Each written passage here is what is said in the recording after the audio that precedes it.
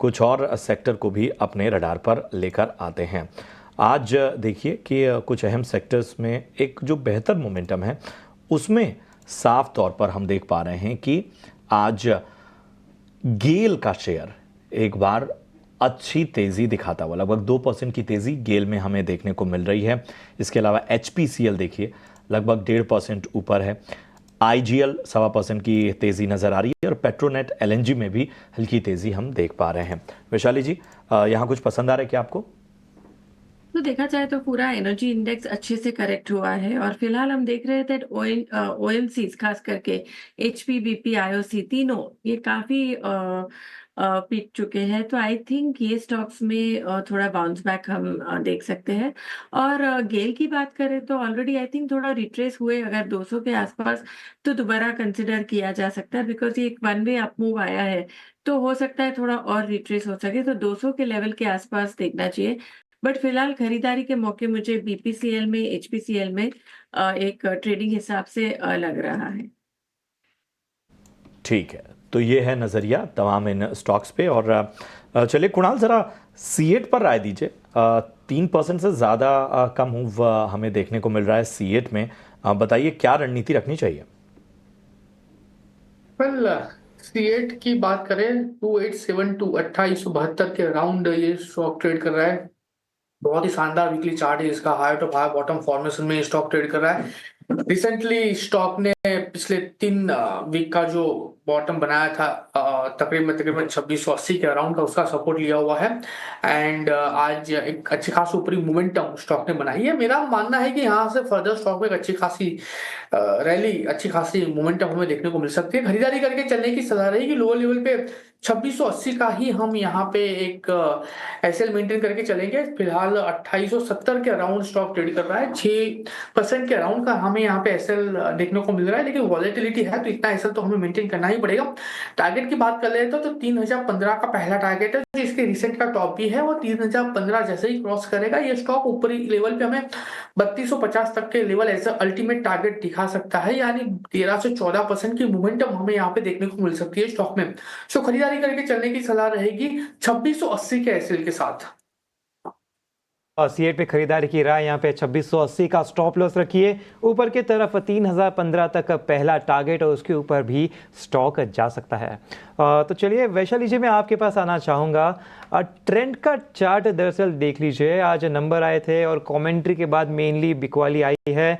बिकवाली आज कुछ 7% की नज़र आ रही है। अब चार्ट में देखें तो वैसे तो पहले तो 50 डीएमए का काफ़ी अच्छा सपोर्ट हम देख रहे हैं। पिछले 1 साल से बार बार स्टॉक ने 50 डीएमए पर टच किया और बाउंस दिया, टच किया, बाउंस किया, लेकिन कुछ सेशन पहले वो तोड़ चुका है।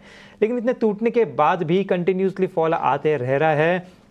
RSI भी कुछ 24 के आसपास का है। तो इतना गिरने के बाद और थोड़ी न्यूज़ भी नेगेटिव होने के बाद क्या यहाँ पे एक बॉटम फिशिंग थोड़ा सा खरीदी किया जा सकता है?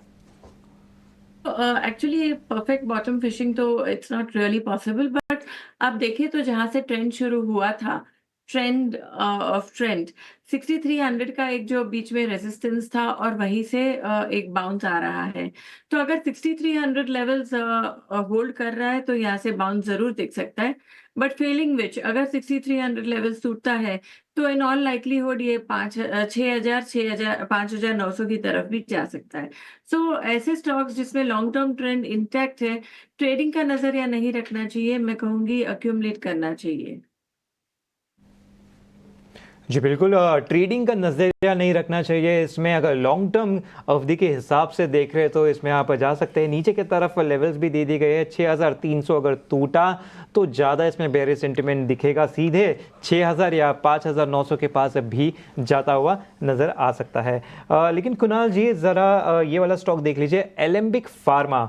इसके भी नतीजे आए हैं, आय देखे तो बढ़ता हुआ नजर आया है, मुनाफा भी बढ़ता हुआ नजर आया है। स्टॉक 3.5% की बिकवाली के साथ ट्रेड कर रहा है। ऑफकोर्स आज मार्केट में प्रेशर है, इसलिए स्टॉक भी प्रेशर में नजर आ रहा है।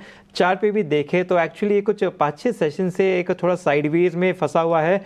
50-100 डीएमए के बीच में ही ये घूमता हुआ नजर आ रहा है 5-6 सेशन तक। तो यहाँ पर क्या कुछ मौके बन सकते हैं खरीदारी के कहीं पर? वेल डेफिनेटली हम मौके बनाएंगे खरीदारी के लिए। नो डाउट आज के दिन में मार्केट में ये स्टॉक देखने जाए तो 3-3.5% नीचे है। एक न्यूज स्पेसिफिक आज मोमेंटम हमें देखने को मिल रही है। बट मेरा मानना है कि स्टॉक वीकली चार्ट पे जो उसका ट्रेंड है प्राइमरी ट्रेंड पॉजिटिव साइड का ही है। तो यहाँ से अगर गिरावट अगर स्टॉक में देखने को मिलती है तो वहां पे हमें खरीदारी करके चलनी चाहिए। अगर कोई भी गिरावट आती है लो लेवल पे 1080 से लेके 1050 तक, तो मेरा मानना है कि वहां पे आप खरीदारी करके ही चलिए। लो लेवल पे स्ट्रॉन्ग सपोर्ट 1025 का है, सिफर साइड हम 1000 का स्ट्रॉन्ग सपोर्ट जो है उसको एसएल मेंटेन करके चलेंगे 1000 का। ऊपरी लेवल की बात कर लेते हैं तो 1160 का पहला टारगेट है। 1160 जैसे ही ब्रेक करेगा 1300 तक के लेवल हमें एलेमिक फार्मा में देखने को मिल सकते हैं। तो मैं लेवल एक बार वापस रिपीट कर देता हूँ, 1080 से लेकर 1050 तक की कोई भी गिरावट आती है आप ये स्टॉक एक्यूमुलेट कर सकते हो विद स्ट्रिक्ट एसएल ऑफ 1000। ऊपर टारगेट की बात कर लेते हैं। 1160 का पहला टारगेट, जैसे ही वो ब्रेक होगा 1300 तक के भी लेवल ये स्टॉक हमें दिखा सकता है।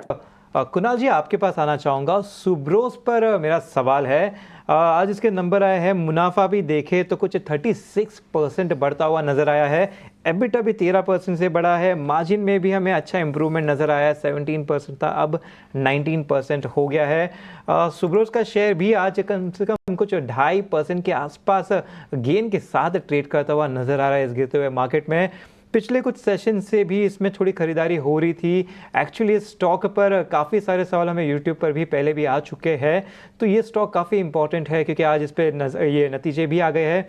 लेकिन इस स्टॉक में आज जहाँ पर थोड़ी बिकवाली, थोड़ा सा सेलिंग प्रेशर दिख रहा है, वहाँ पे 150 डीए में बैठा हुआ है, जिसके वजह से थोड़ा स्टॉक अटकता हुआ नज़र आ रहा है। तो क्या यहाँ से एक ब्रेकआउट एक्सपेक्ट किया जा सकता है या थोड़ा करेक्शन आएगा? क्या राय बन रही है आपकी? वेल सुब्रो 688 के लेवल पे है अभी। एंड आज अगर देखने जाए तो एक high wave candle stick formation ये पर्टिकुलर स्टॉक बना रहा है। और जब भी ऐसा कोई फॉर्मेशन बनता है मेरी राय रहती है कि फिलहाल स्टॉक को आप अवॉइड करें, क्योंकि इतनी वॉलेटिलिटी जब भी कोई स्टॉक में आती है और ओपन और वॉलेटिलिटी के बाद अगर प्रॉपर क्लोजिंग नहीं मिलता है तो ऑब्वियस चांसेस है कि वहां से हमें रिवर्सल के चांसेस भी देखने को मिल सकते हैं। सो मेरा मानना है कि एक बार थोड़ा सा वेट एंड वॉच कर लीजिए। एक बार स्टॉक अगर सस्टेन हो जाता है प्रेजेंट लेवल पे उसके बाद ही हम खरीदारी करके चलेंगे। बहुत बढ़िया। हमेशा एक्शन लेना ज़रूरी नहीं है, थोड़ा सा कभी कभी साइडलाइन पे रुकना चाहिए। तो यहाँ पे वेट एंड वॉच की सलाह सुब्रोस पर। लेकिन वैशाली जी आपके पास आना चाहूँगा। मैं सवाल टाटा मोटर्स पर है। दरअसल आज खबर भी आई थी कि नोएडा एयरपोर्ट के साथ कंपनी ने करार किया है और सोलर और विंड एनर्जी के प्रोजेक्ट के लिए यहाँ पे करार किया गया है। स्टॉक देखे तो 1% की बिकवाली के साथ ट्रेड करता हुआ नज़र आ रहा है।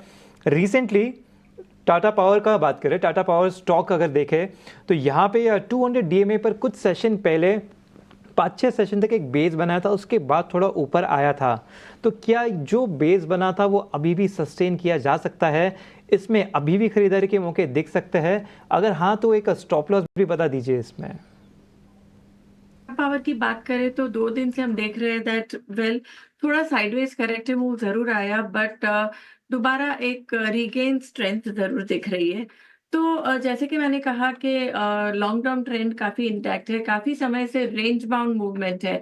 और हमने देखा जो प्रीवियस लो जो हुआ था अराउंड 415 418 लेवल्स, वो एक अच्छा सा सपोर्ट बन चुका है। तो मैं ये सजेस्ट करूंगी दैट अक्यूमुलेट किया जाए 415 के सपोर्ट के साथ। और एक बार ये स्टॉक 462-65 के ऊपर सस्टेन करता है तो आगे जाके हमें 500-520 के टारगेट्स भी दिख सकता है।